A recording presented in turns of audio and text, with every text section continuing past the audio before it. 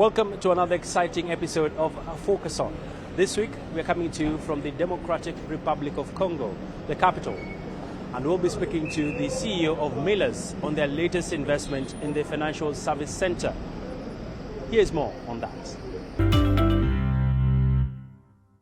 Walk us through the scale and size of this multi-million project.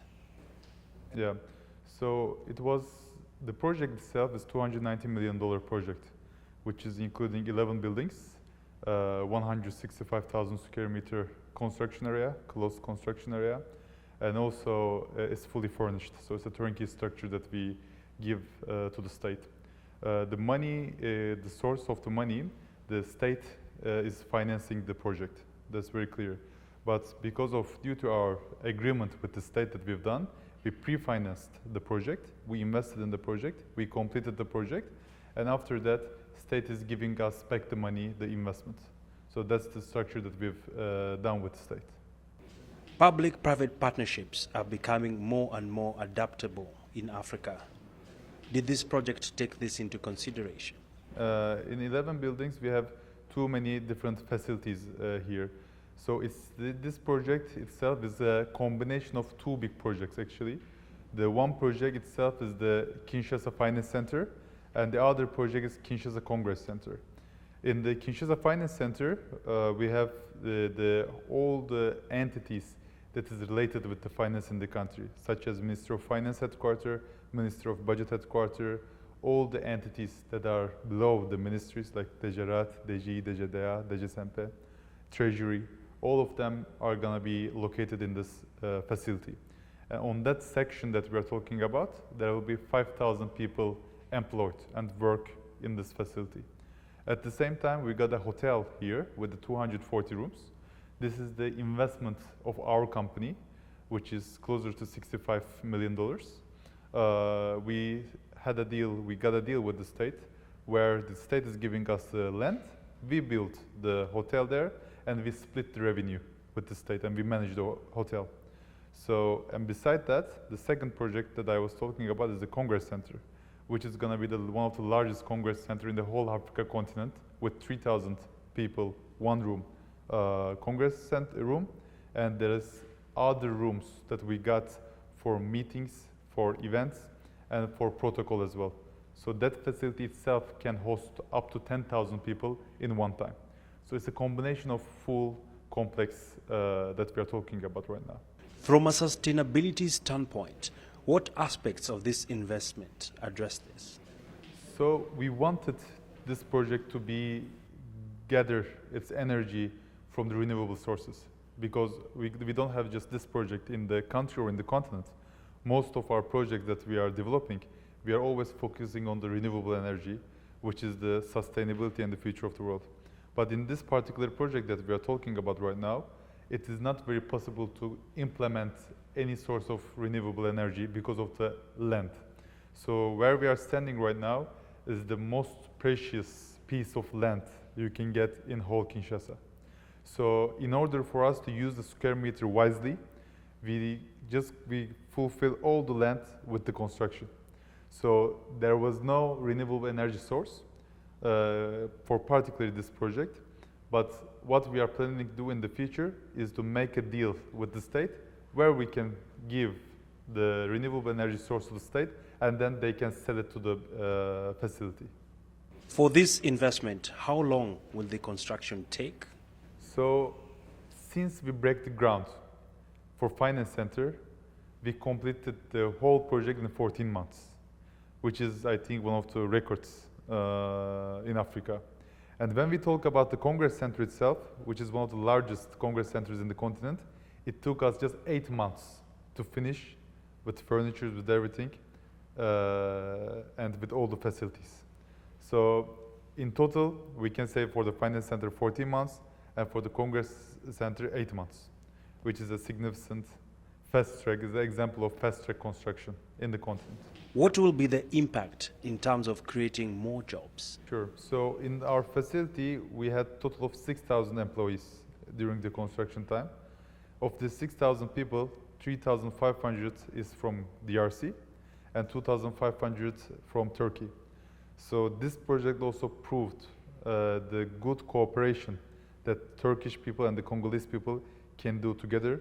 And when they are together, when we give the knowledge to the local people here, anything is possible. And with all our projects, so it's all about the ratio. With the ratio that we have here, when we started the project, the Turkish citizens for construction, it was more than the Congolese. But by the time we improve and we give the work knowledge to the Congolese, we increase the Congolese number against the Turks. So it's a good example of cooperation between the two nations. What other projects is Turkey eyeing here in DRC? We got too many projects here in DRC and other countries in Africa, but significantly the ones that will be as minimum as good as this one. We can talk about the Kinshasa Arena project, which is with 20,000 people capacity, which is going to be one of the largest closed sports hall, multi-purpose sports hall in the African continent. We can talk about the construction of the new Njili airport, which is starting in the 2024 in the first quarter. So the arena one that I'm talking about is already started. We're going to deliver it in September 2024. And with all the superstructure and infrastructure projects that we are doing, not only in Kinshasa, but in 7 different cities in Democratic Republic of Congo. DRC as a growing economy has governance challenges, but equally moving up the chain. What will be the impact of this project? So when you see DRC as a country, for me and for the facts that we can find online as well, it is the richest country in the world.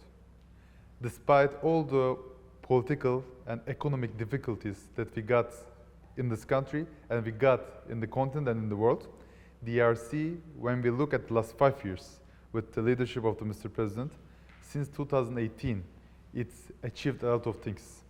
One of the things that we need to work on, that the country needs to work on, is how we can benefit as much as we can from the natural resources and human sources of the country. So when we look at the sectors like energy, agriculture, mining, infrastructure, the opportunities are limitless in this country. We just need to put a strong and solid partnerships together for DRC to add value to its people and for the country's development. So in this regards, this financial center is gonna improve the level of knowledge and improve the level of solidness, because you're gonna have all these people in the same place. It's gonna be more easy to control those people, and it will be more easy to monitor those people. So, as I said, the leap that this government, under the Mr. President, the next 5 years and so on, it will be it's a clear, let's say, a sneak peek that what will happen, what they achieved so far. Promoting local value chains is vital to grow this economy. How is this project supporting local suppliers? So our objective when we are building something anywhere in the world, we want to maximize the quantity, the BOQ. When we are preparing the BOQ of our constructions, we are focusing in how much we can increase the local content. Because for us, local content is very important. But when you do a fast-track construction, and when you want to achieve things in the right way, in the right time, there are some difficulties that we are facing. So most of the products that most of the materials that we use here is from local content and from Turkey. So if we need to make a percentage, we can talk about 90% of what we are seeing here is from DRC and Turkey, and 10% is outside, such as Europe. But as I was telling, the most important thing here that we can talk about is add value to the country. It is not just coming, bringing materials from outside and doing the things. In that regards, we implemented 3 factories in the Democratic Republic of Congo to facilitate and help our constructions and help the development of the country, such as all the frameworks, all the facade that you are seeing in this construction, it's been produced here in Kinshasa with local sand of the river. All the glass we imported as a raw glass, and we implemented the glass here in Kinshasa. So all these investments that we are talking about, or you can talk about the cement, the concrete plant that we established here. So when you look on all these things that we accomplished, it is not just to feed our own business, main business construction, but it's also to add value to the country as well. When we look as the opportunity that we can get, not only in the African continent, but also in the world, such as human resource, energy resource, mining resource, and the growth of the country, I think DRC is the perfect place to be. It's not me saying, but when we look at the public data, such as IMF data, this year and the last year, DRC is one of the fastest growing country in the whole continent. I think this year the expected growth of the country is 6.7% according to IMF. So when we are allocating our investments in the continent, we choose DRC as our base to feed our facilities and feed our human resources from this country, train the people, get the resources from the country, and then implement it to the other countries. So in that regards, I can clearly say that here, of course, we have the Turkish know-how. We are a strong Turkish company, over 60 years old, but I can clearly say that we are not just acting like a Turkish company in this country, but we are also acting like a local company. And finally, is there room to build more projects beyond DRC? So as a company, as I explained it before, when we look at the opportunities that DRC can give to the business environment, it is massive.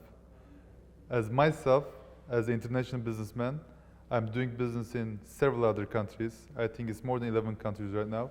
The potential that DRC can give to a businessman or to a company, I don't see it in any other markets. So as a company, we are very keen to continue developing our projects in superstructure and infrastructure side, in the mining side, and also in the energy side. So when you gather these three key businesses together in this country, it will not just add value to ourselves, but I think it will add big value to the business and economical environment of the Democratic Republic of Congo. That's all we had for this week's edition of Focus On from here, the Democratic Republic of Congo. From me and the team, it is bye-bye for now.